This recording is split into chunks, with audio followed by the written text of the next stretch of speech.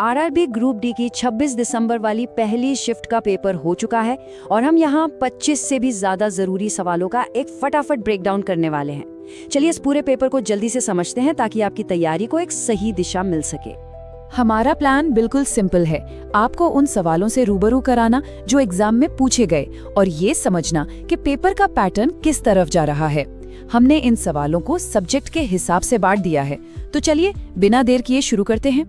तो सबसे पहले उठाते हैं करंट अफेयर्स और जनरल नॉलेज को। और जैसा कि उम्मीद थी, इस बार का फोकस हाल की घटनाओं पर काफी ज्यादा था। चलिए देखते हैं कि कौन कौन से सवाल पूछे गए। देखिए, ये कुछ वन लाइनर्स हैं जो सीधे सीधे नेशनल और इंटरनेशनल खबरों से उठाए गए हैं, जैसे COP30 का वेन्यू जो ब्राजील के बिलेम शहर में होगा। फिर अग्नि 5 मिसाइल, ये तो अपना DRDO ही बनाता है। स्पोर्ट्स से भी सवाल था, IPL में सबसे ज्यादा 50s विराट कोहली, और अरुंधति रॉय की किताब के बारे में भी पूछा गया। मतलब सारी जरूरी हेडलाइंस कवर की हैं। चलिए आगे बढ़ते हैं, कुछ और जरूरी सवाल देखते हैं। ऑपरेशन अभ्यास के बारे में एक सवाल था जिसे गृह मंत्रालय लीड कर रहा है। बैंकिंग सेक्टर से एक अपडेट था, नॉर्थ ईस्ट बैंक का नया नाम। और हाँ, असम का बाढ़ जोखिम एटलस, ये काफी खबरों में था। और इंटरनेशनल अवार्ड्स में लियोनेल मेसी को मिला US मेडल ऑफ फ्रीडम।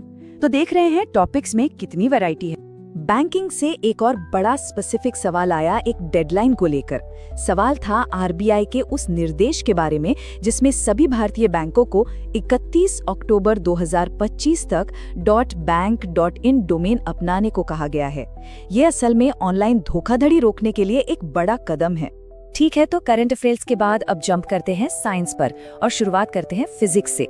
यहाँ पर ना सीधे सीधे फॉर्मूला बेस्ड सवाल थे, मतलब कॉन्सेप्ट क्लियर है तो नंबर पक्के। पहला सवाल देखिए, साउंड वेव पर आधारित एक क्लासिक न्यूमेरिकल। जैसा कि आप देख सकते हैं, वेवलेंथ दी गई है 680 मीटर और फ्रीक्वेंसी है 0.5 हर्ट्ज। पूछा है इसकी स्पीड क्या होगी। चलो देखते हैं इसको कैसे सॉल्व करना है।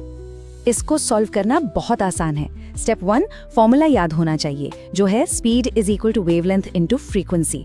स्टेप 2, बस वैल्यूज डाल दो, 680 को 0.5 से मल्टीप्लाई करना है। और स्टेप 3, कैलकुलेशन करते ही जवाब आ गया 340 मीटर प्रति सेकंड। बिल्कुल सीधा साधा सवाल। फिजिक्स से एक और न्यूमेरिकल, और इस बार पोटेंशियल एनर्जी का कॉन्सेप्ट टेस्ट किया गया। सवाल था कि 12 किलो की एक चीज है, उसमें 480 जूल की पोटेंशियल एनर्जी है, तो वो कितनी हाइट पर रखी है, और G की वैल्यू 10 लेने को कहा गया था। इसे हल करने के लिए बस पोटेंशियल एनर्जी वाले फॉर्मूले यानी PE बराबर mgh को थोड़ा सा घुमाना है। देखिए, पहले हमने फॉर्मूला लिखा, फिर वैल्यूज डाली, 480 बराबर 12 गुणा 10 गुणा h। अब h निकालने के लिए 480 को 120 से डिवाइड कर दो और आंसर आ गया 4 मीटर। अब एक कॉन्सेप्ट बेस्ड सवाल देखिए रेजिस्टेंस के ऊपर। सवाल ये था कि अगर एक कंडक्टर की लंबाई और एरिया दोनों को डबल कर दिया जाए तो रेजिस्टेंस का क्या होगा। तो इसका जवाब है कुछ नहीं होगा, रेजिस्टेंस सेम रहेगा, क्योंकि लंबाई डबल करने से जितना रेजिस्टेंस बढ़ता है ना, एरिया डबल करने से उतना ही कम हो जाता है। दोनों एक दूसरे को कैंसिल कर देते हैं।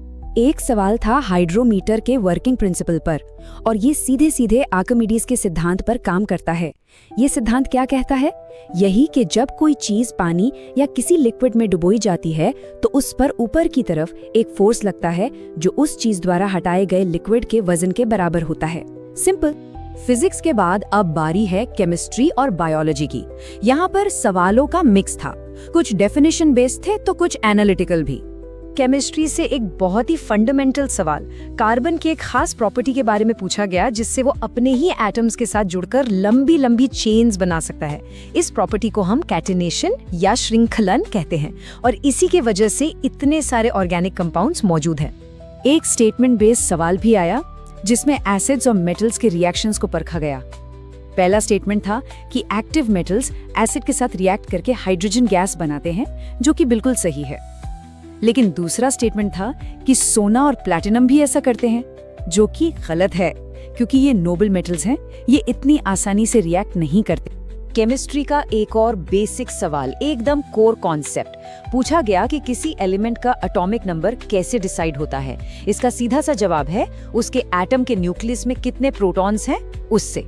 पीएच स्केल से जुड़ा एक बहुत ही कॉमन लेकिन जरूरी सवाल था कि अल्कलाइन यानी बेसिक सॉल्यूशंस का पीएच मान कितना होता है। तो जैसा कि हम जानते हैं, पीएच स्केल पर 7 से ऊपर की वैल्यू हमेशा एल्कलाइन होती है। अब आते हैं बायोलॉजी पर। यहाँ एक सवाल था सेल ऑर्गेनेल के फंक्शन पर, गोल्गी उपकरण के बारे में। इसको ना सेल का पोस्ट ऑफिस भी कहते हैं। इसका काम है प्रोटीन्स और लिपिड्स को मॉडिफाई करना, सॉर्ट करना और ट्रांसपोर्ट के लिए पैक करना। ह्यूमन रिप्रोडक्शन से एक सवाल था, पूछा गया कि अगर अंडा फर्टिलाइज ना हो तो क्या होता है? तो इसका जवाब है कि वो सिर्फ 12 से 24 घंटे तक ही जिंदा रहता है और उसके बाद मेंस्ट्रुएशन के दौरान शरीर से बाहर निकल जाता है। तो इन सारे सवालों को देखकर हमें परीक्षा के बारे में क्या पता चलता है? चलिए इसका एक क्विक समरी बनाते हैं। तो टेक अवे क्या है? देखिए, एक बात तो साफ है, रीसेंट करंट अफेयर्स पर बहुत फोकस है।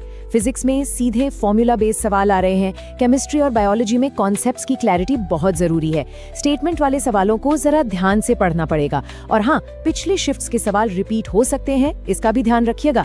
मतलब करंट इवेंट्स और बेसिक साइंस का एक परफेक्ट बैलेंस है इस पेपर में। तो आखिरी सवाल कि इन फॉर्मूला बेस्ड साइंस के सवालों पर इतना जोर देने का क्या मतलब है? ये हमें एक बहुत ही साफ स्ट्रैटेजी बताता है। करंट अफेयर्स पढ़ना जरूरी है, लेकिन साइंस के बेसिक फॉर्मूले और डेफिनेशंस को रट लेना उससे भी ज्यादा जरूरी हो सकता है। इन दोनों में बैलेंस बनाना ही सक्सेस की कुंजी है। इसी विचार के साथ आज का ये एनालिसिस यहीं खत्म करते हैं। आपकी तैयारी के लिए ऑल द बेस्ट।